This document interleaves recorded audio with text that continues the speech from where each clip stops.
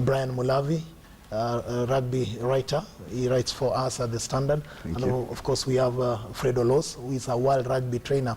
But then before we get to the discussion, maybe let's just have a look at the stories that we saw yesterday and this morning.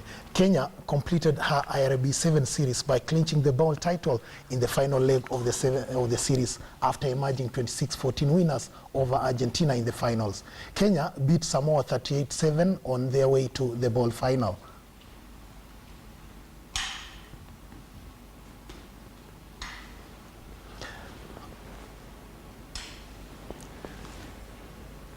Yeah, yesterday we saw that Kenya beating Argentina in the Scotland leg. They were beaten by Argentina, but then yesterday they really played well to win the ball. What are your thoughts about that? I'd think in terms of that performance, whereby Kenya beating Argentina in the ball final and last week losing to Argentina just caps the season. It tells us how inconsistent Kenya has been throughout the season. We are seeing a situation whereby in one leg they're reaching up to the ball final, winning the ball. In the other leg, they're not even contending in the shield competition, which that's why you're seeing we have these little points at this point of the season as compared to previous seasons, like when we were under Mike Friday and we reached a level high of 99 points. Do you share in the same?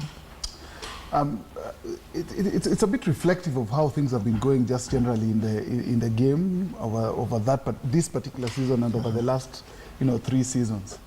The reality is that consistency has been a challenge for Kenya. I mean, he mentions Mike Friday, but you remember after the Wellington situation where we were runners-up, we went to the next tournament and we were struggling to even one match. So it's a longer-term problem that we've had. And obviously, it needs to be, now looked at more closely. But I think this particular performance was for me a sort of a close return to, showing glimpses of what we can do more than anything else. But definitely an underachievement for a team of such experience. Yeah, Fiji won the title. The IRB Series 2015, they beat South Africa at the quarterfinals of the main trophy, and then South Africa finishing second, New Zealand and England closing the top 4. Those teams have qualified for the Olympics directly. Rio, do you think really their performance was, warranted these top 4 positions, especially Fiji compared to South Africa and New Zealand? Fiji was a special team this particular season. In fact, it's just that they were no longer interested in London Sevens, I think, as soon as they won, and they really got a beating from Australia. But Fiji has produced some scintillating form in this particular season.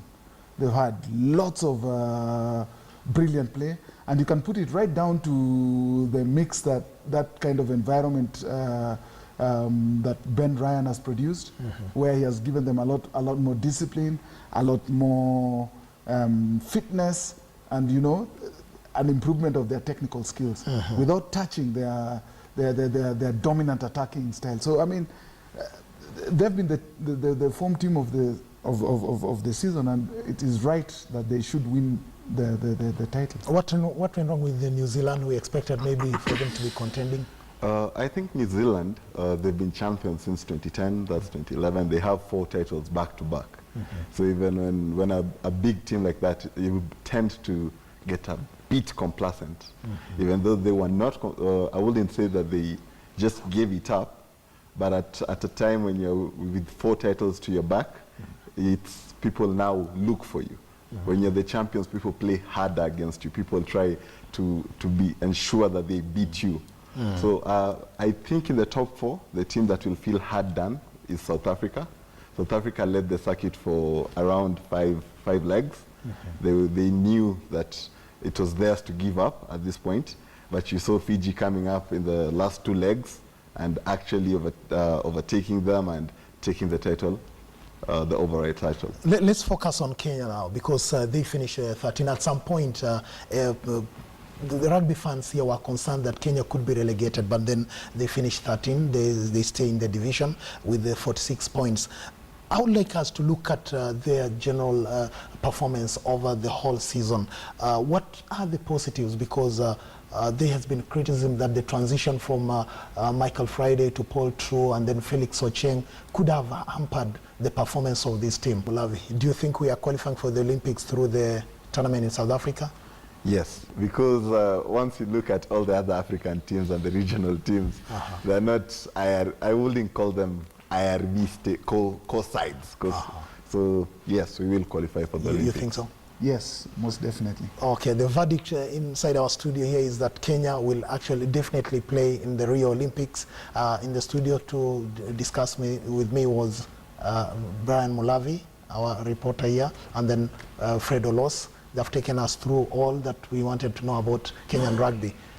Sophia, maybe I should come back to you. Yeah. So the Senator Kakamega County is watching, and he's tweeted and said, I noticed Mike Friday, who we kicked out, won it with USA London Sevens. So that perhaps that was not a very smart move on our end. Yeah? Yeah, because I had taken it up with them and then asked them, well, why did you kick out Mike Friday? And then Fred, you had the idea that Mike Friday can give you a short-term solution but not a long-term solution. You still stand by that? Yeah. And I mean, Mark Friday has given some fantastic one-season solutions to England, Kenya. But if you don't give them more time, how then do you judge them off of the short period of time that is, plagued with so much politics and all of these issues going around? Don't they just need maybe a tenure, security of tenure, to be able to work, then be judged at the end of that? Quick fixes, will they work? Totally right, Sophia. I mean, the main issue that we must realize, even here in Kenya, that we tend to seek quick fix fixes, solutions.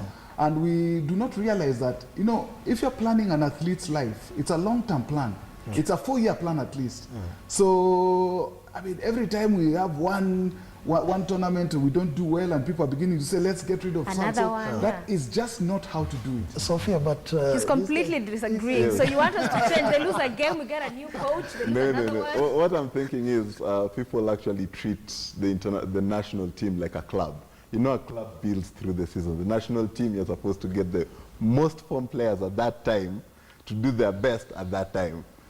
Because you don't go to the World Cup and say that you're going to build a team through the World Cup and then decide. So we're talking about the consistency of the that coach, what has made the because for him to even learn who is who and who plays what, who can do what, he needs that time to actually get an idea of the game. How do Kenyans want to play their game? What's their strong point? But if we don't give him that opportunity, then really... We are looking at a situation whereby Mike Friday came and in one season gave us the most number of points, 99 points. So that's short-term solution for most guys.